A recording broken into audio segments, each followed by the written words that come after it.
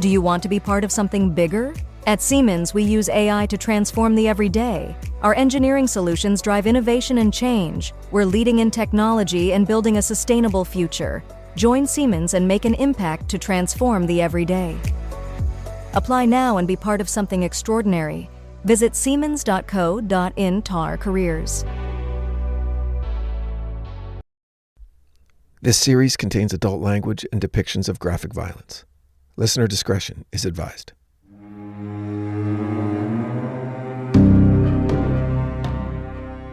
In October of 1860, the keel of a ship was laid that, when launched in May of the following year, would be christened the Amazon. Built on the shores of the Bay of Fundy in Nova Scotia, built from local timber in the shipyard of a local man named Joshua Davis, the Amazon would be just shy of 100 feet long and more than 25.5 feet wide. Registered under the Canadian flag in June of 1861, the two-masted brigantine would make her maiden voyage that same month, carrying a cargo of timber across the Atlantic to London. But all was not well. The ship's captain soon took sick, and the Amazon was forced to return. The captain was dead within days, and, with a new captain at the helm, the Amazon was again on her way to London. That is, after barely escaping disaster due to a collision with fishing equipment off the coast of Maine, and after delivering her cargo in London, she crashed into and sank a smaller ship in the English Channel. Maybe these incidents, all occurring during the Amazon's maiden voyage, should have been taken as a sign that the ship was simply bad luck. Nonetheless, the Amazon went on to do a brisk business for her owners, working mainly in the West Indies and the Mediterranean, for years, without another incident. Then, in 1867, the Amazon was caught in a storm off the coast of Nova Scotia, and high seas drove her ashore. The ship was so badly damaged that her ownership group declared her a wreck and abandoned her where she lay. But that wasn't the end of the Amazon. She would be acquired as a derelict by a local businessman and sold to an American mariner from New York, who refurbished the ship at great personal expense. He also gave her a new name, the Mary Celeste.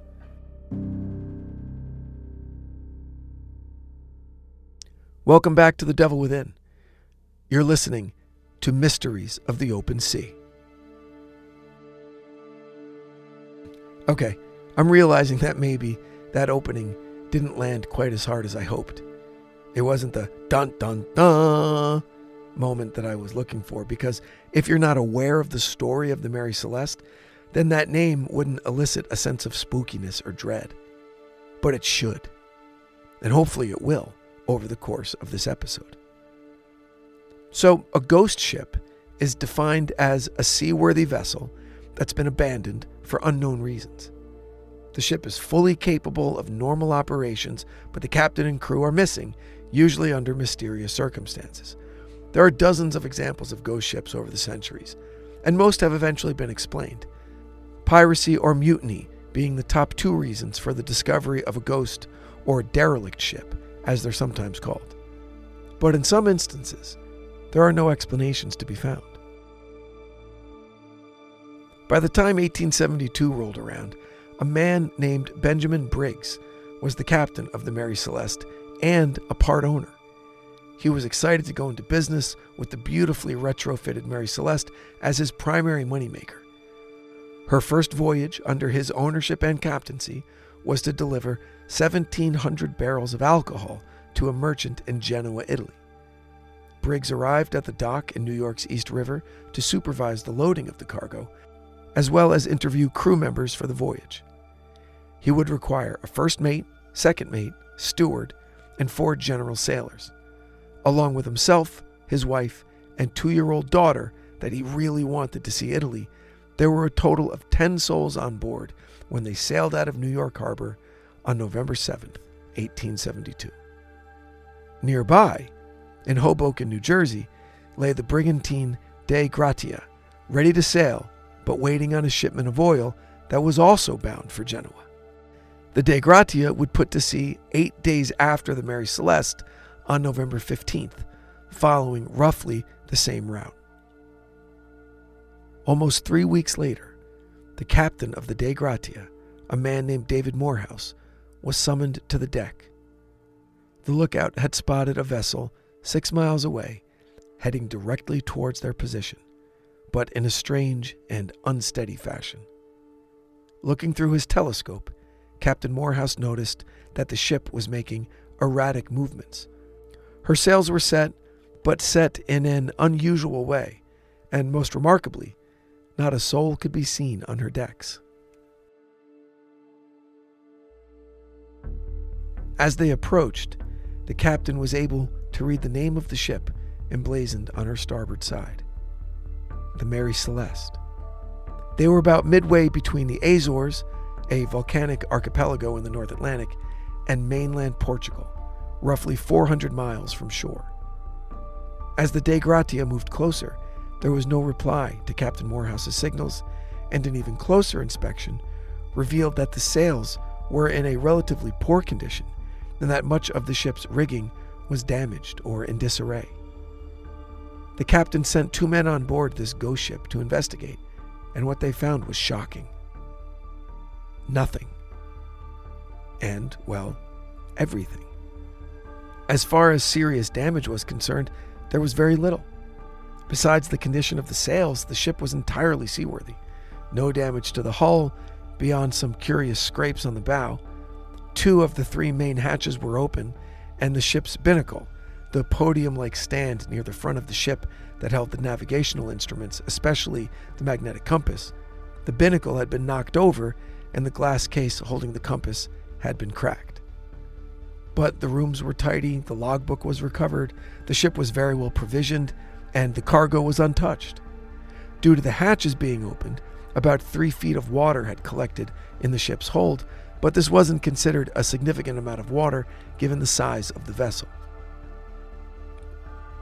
There were children's toys on the bed of the captain's quarters, the remains of a meal and dirty cookware in the galley, and perhaps most importantly, the ship's boat was missing. The ship's boat, or lifeboat as we call it today, was previously secured on the forward deck, covering one of the main hatches. All signs indicated that there was an orderly and smooth departure from the Mary Celeste on her single missing lifeboat. There was no evidence of violence or fire, no reason to blame the mystery on piracy or mutiny. However, further inspection revealed that Captain Briggs's personal navigation equipment was missing. They abandoned the ship on purpose. But why?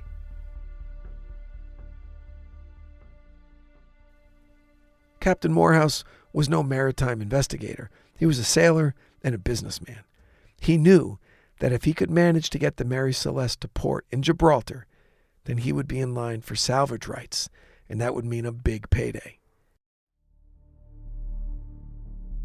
After weeks of investigations, accusations of insurance fraud, and murder, Captain Morehouse was awarded salvage rights and walked away with more than 1,700 British pounds, or more than 300,000 in today's dollars.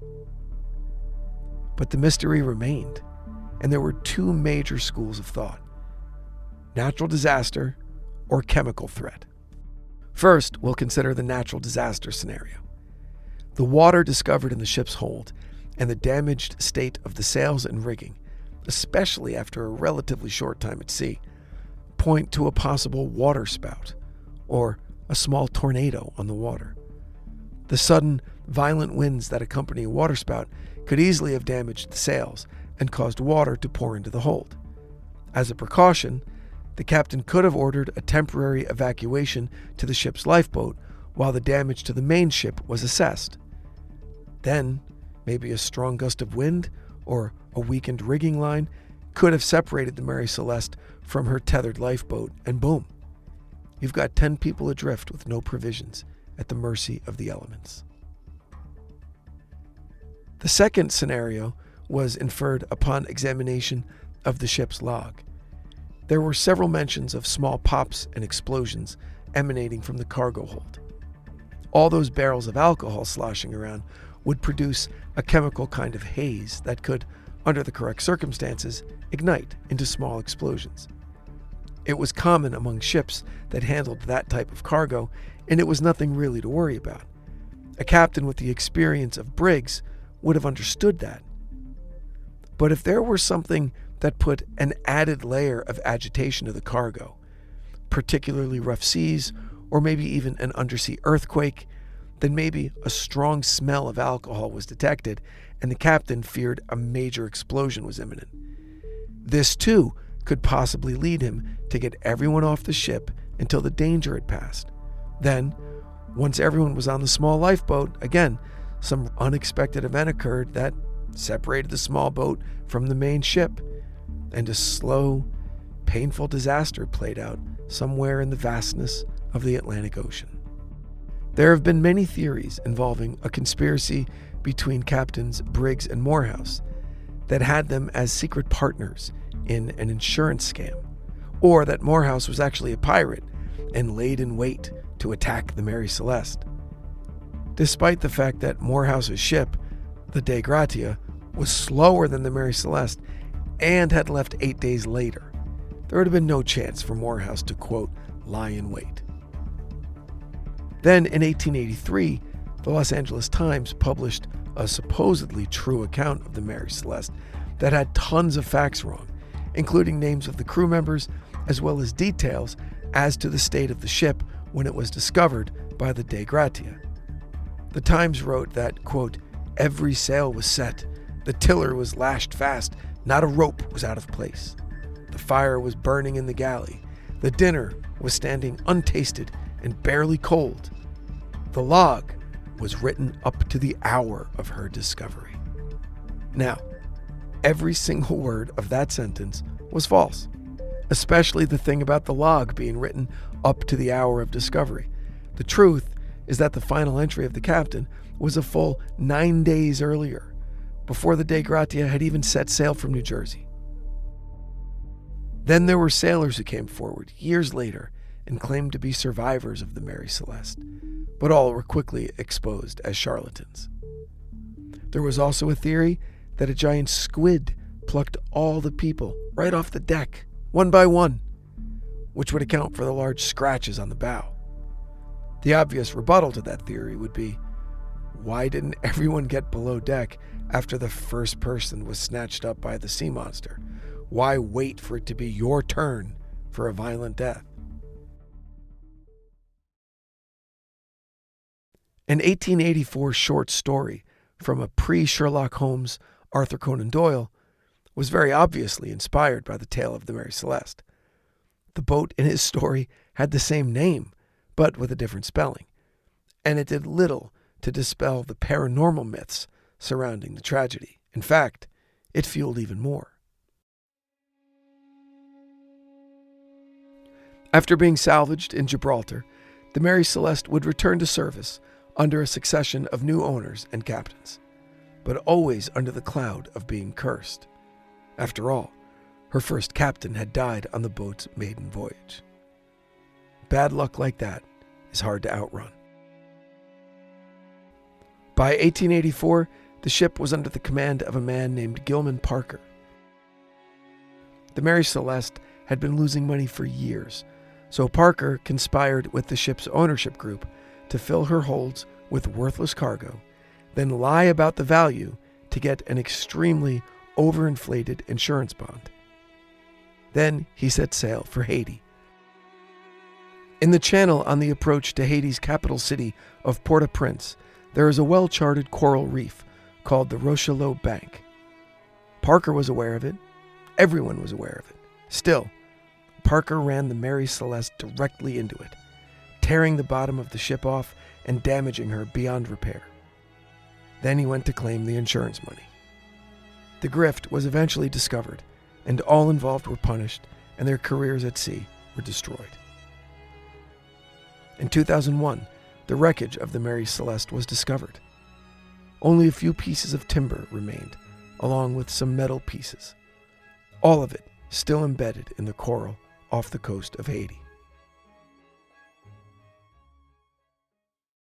But there are ghost ships, and then there are ghost ships. In the early 1600s, when commercial shipping was in its infancy, the Dutch East India Company was among the most powerful conglomerates on the planet. The first publicly owned corporation ever to exist and run with an eye on global domination, the Dutch East India Company was, in its day, more powerful than many countries she did business with. They commanded a massive fleet of cargo ships that did business with the known world and were responsible for new shipping lanes, including the Brewer route, so named for the Dutch navigator and captain Hendrik Brewer, a daring and dangerous route that greatly reduced the voyage from Amsterdam to Java around Africa's Cape of Good Hope, the notoriously dangerous waters off the tip of southern Africa. The term doubling the Cape first appeared in literature in Homer's Odyssey and has been in common nautical usage ever since.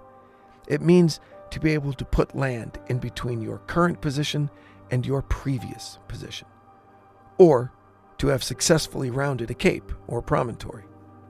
Water and weather tend to be perilous at these geographic regions, and none more so than the Cape of Good Hope in Africa. In 1905, for example, the ship Susanna took a full 99 days to successfully double that particular cape.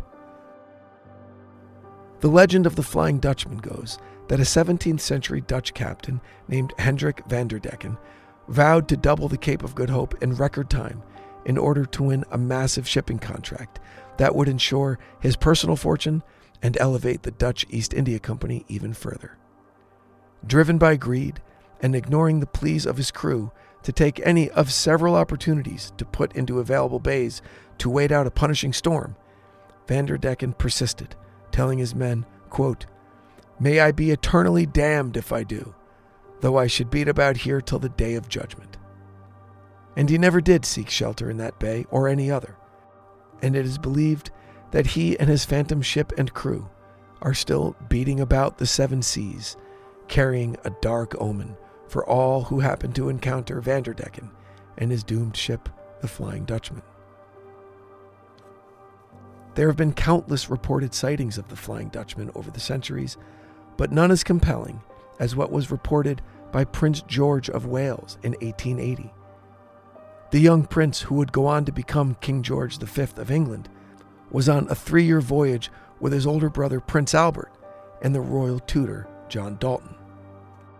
The prince's log indicates that in the pre-dawn hours of July 11, 1881, off the coast of Australia, their ship encountered a very strange sight. From the prince's log, July 11th, 4 a.m., the Flying Dutchman crossed our bows. A strange red light, as of a phantom ship all aglow, in the midst of which light the masts, spars, and sails of a brig 200 yards distant, stood out in strong relief as she came up on our port bow, where also the officer of the watch from the bridge clearly saw her, as did the quarterdeck midshipman, who was sent forward at once to the forecastle. But on arriving, there was no vestige nor any sign whatever of any material ship was to be seen either near or right away to the horizon, the night being clear and the sea calm. 13 persons altogether saw her. At 10:45 a.m., the ordinary sailor who had this morning reported the Flying Dutchman fell from the foretopmast crosstrees onto the topgallant forecastle and was smashed to atoms.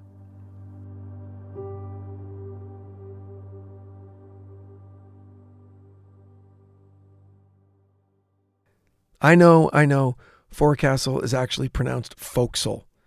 But look, I'm not a mariner, and I feel like a fraud when I pronounce it that way. But the point of the prince's story is that more than a dozen experienced sailors shared the same vision. And then hours later, a terrible tragedy befell their ship in the death of the sailor who first spotted the phantom ship. Now, there are a few possible explanations for this.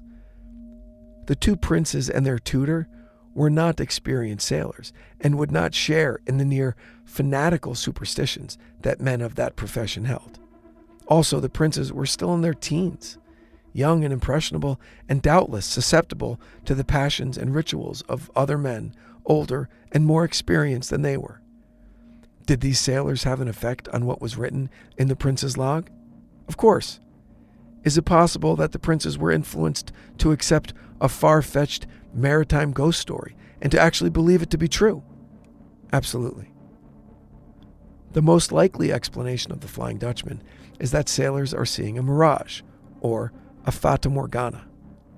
At sea, these phenomena can be incredibly disorienting. So in the right conditions, the sun's rays can reflect a mirror image of an object on the surface onto the atmosphere above. If this happens, when what the person is seeing is far enough away that the object on the surface is below the horizon line, it can appear that there is an object floating in the air. And if it's just before dawn, as in the case with the prince's log, or just after sunset, although the person witnessing the image is in darkness, the elevated, projected image is at an altitude where it is lit up by the sun's early rays, creating an effect that would look truly remarkable.